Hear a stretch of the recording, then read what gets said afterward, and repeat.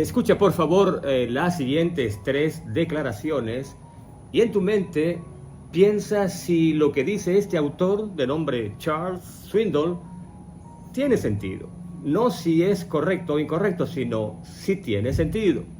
Primera declaración de Charles Swindoll dice: en materia de comunicación no es tan importante cuánto dices, sino lo que dices.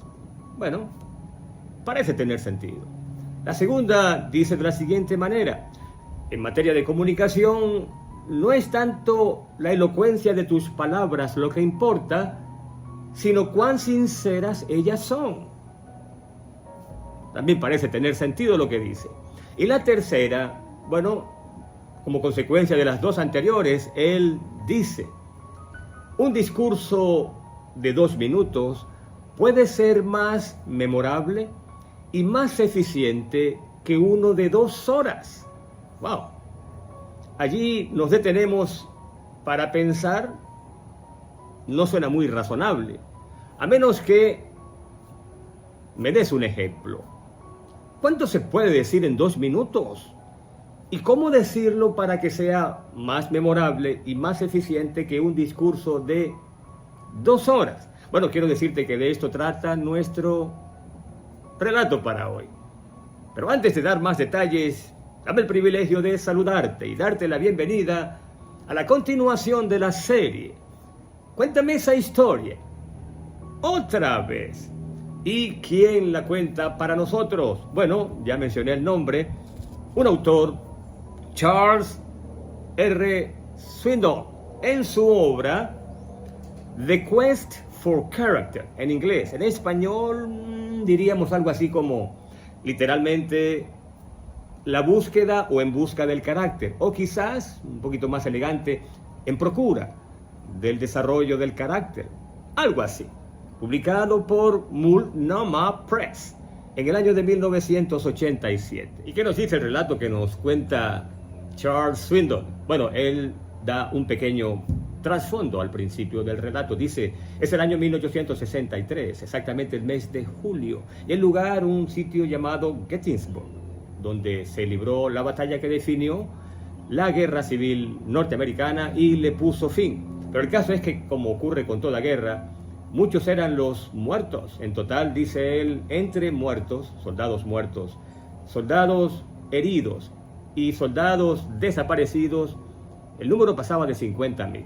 Entonces, una de las cosas que se definió fue la creación de una comisión que escogiera un sector dentro de ese campo de batalla de Gettysburg, donde se crearía un cementerio para sepultar a los muertos en batalla.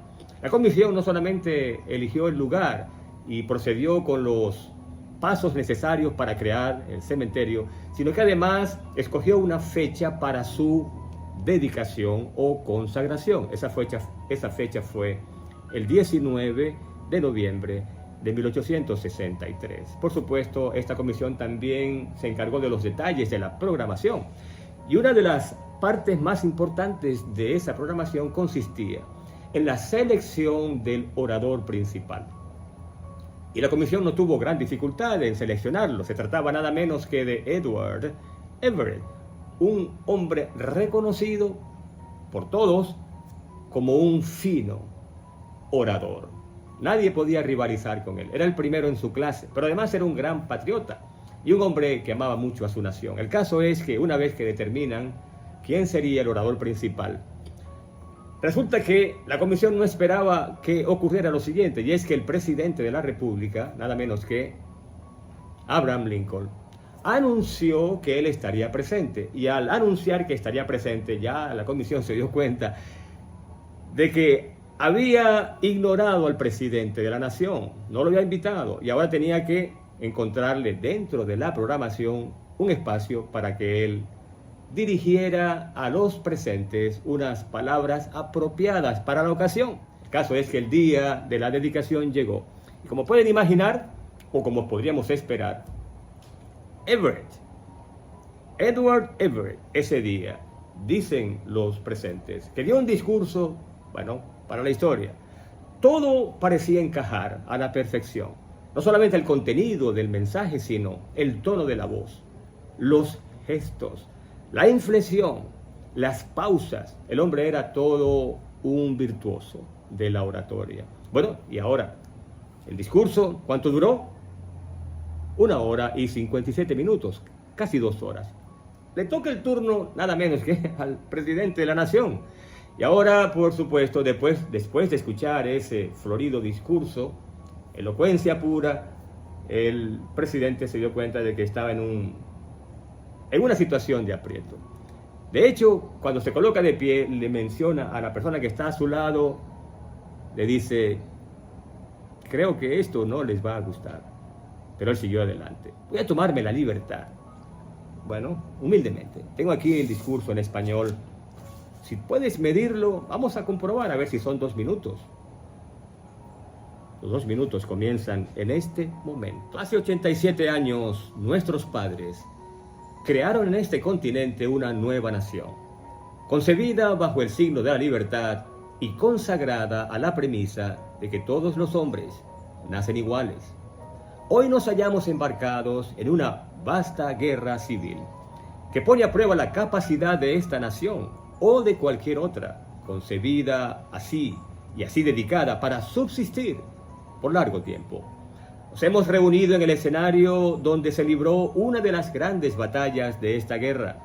Venimos a consagrar parte de este campo de batalla al reposo final de quienes han entregado su vida por la nación. Es plenamente adecuado y justo que así lo hagamos. Sin embargo, en un sentido más amplio, no podemos dedicar, no podemos consagrar, no podemos glorificar este suelo. Los valientes que aquí combatieron, vivos y muertos, lo han consagrado muy por encima de nuestro escaso poder de sumar o restar méritos. El mundo apenas advertirá y no recordará por mucho tiempo lo que aquí se diga, mas no olvidará jamás lo que ellos han hecho. Nos corresponde a nosotros que estamos vivos, en cambio, completar la obra inconclusa que tan noblemente han adelantado aquellos que aquí combatieron. Nos corresponde ocuparnos de la gran tarea que nos aguarda, inspirarnos en estos venerados muertos para aumentar nuestra devoción por la causa a la cual ellos ofrendaron todo su fervor. Declarar aquí, solemnemente, que quienes han perecido no lo han hecho en vano. Que esta nación, bajo la guía de Dios, vea renacer la libertad y que el gobierno del pueblo, por el pueblo y para el pueblo, no desaparezca de la faz de la tierra. ¡Wow! ¿Cuánto duró el discurso de Edward Everett? Casi 2 horas. ¿Cuánto duró el discurso de Abraham Lincoln? Poco más de 2 minutos. Pero 2 minutos que nos recuerdan o nos enseñan la gran lección de que no es la cantidad lo que cuenta, sino la calidad, de que no es la extensión de lo que dices, es la profundidad de lo que dices, que no es la apariencia lo que cuenta, sino la esencia, y podría añadir más, que no es la personalidad lo que cuenta, sino el carácter. Y dicho esto, solo me resta recordarte que si estás enfrentando un gran desafío, lo enfrentes en el nombre de Dios y con el poder de Dios.